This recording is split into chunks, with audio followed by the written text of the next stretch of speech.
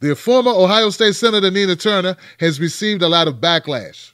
Why? Because she came out and endorsed Bernie Sanders for president, and she did not endorse Hillary Clinton. This does not work well with the Democratic Party.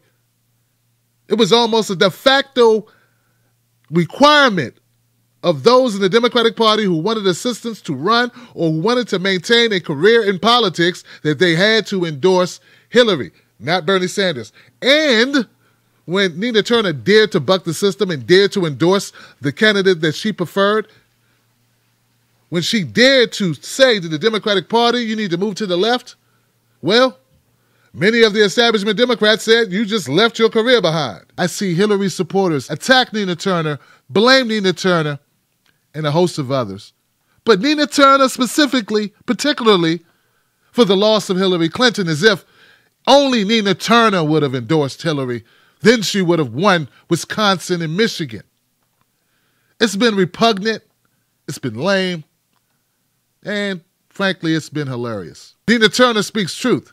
And just so happens, the truth that she speaks resonates, not just with Bernie supporters, but with conservatives, but with libertarians, because she's speaking about issues that concern the people.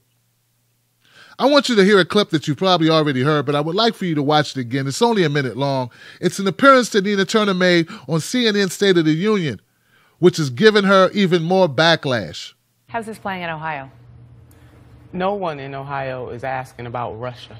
I mean, we have to deal with this. We definitely have to deal with this. It's on the minds of the American people. But if you want to know what people in Ohio, they want to know about jobs. They want to know about their children. I was just in California, where California folks, especially the national nurses, pushing for healthy California, a single payer, Medicare for all kinds of things. I talked to a baby boomer, African-American baby boomer who lives right here in D.C.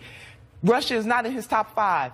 He believes that both parties are failing. I talked to a Gen Xer, a white male who's in the union. He wants third party. We are losing. The president should be concerned about this. All Americans should be concerned about this. But if we were to go to Flint, then they wouldn't ask you about Russia and Jared Kushner. They want to know how they're going to get some clean water and why 8,000 people are about to lose their homes.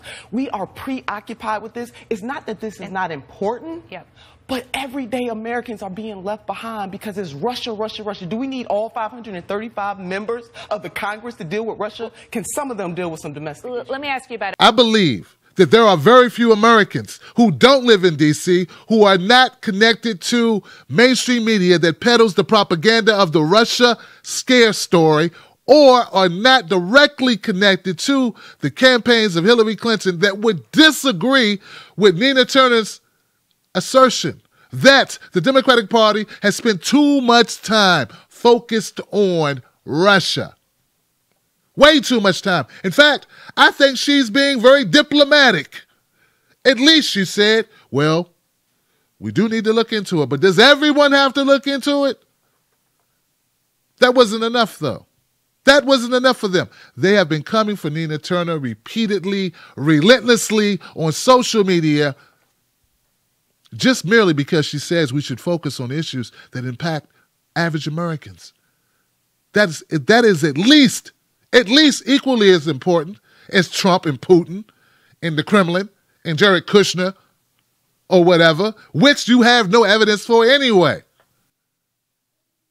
You'd have thought that Nina Turner said it was okay to throw puppies from balconies. You would have thought that Nina Turner said it was okay to leave kids in hot vehicles in the summertime with the windows up. You would have thought that Nina Turner said that Kathy Griffin should be the host of next year's Washington White House Correspondents' Dinner.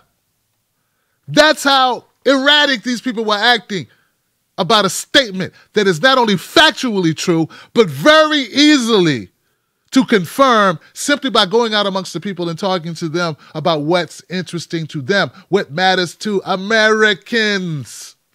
They missed the point that if you really cared about your party, and if you really wanted your party to be successful, you would listen to people who tell you what's going on with the people, because obviously you are in a bubble if you believe for a nanosecond that there are people in Wisconsin and Michigan and Maryland and Kentucky and West Virginia and California and New York City who care more about Putin than they care about pollution, $15 an hour, jobs going overseas, health care in this country.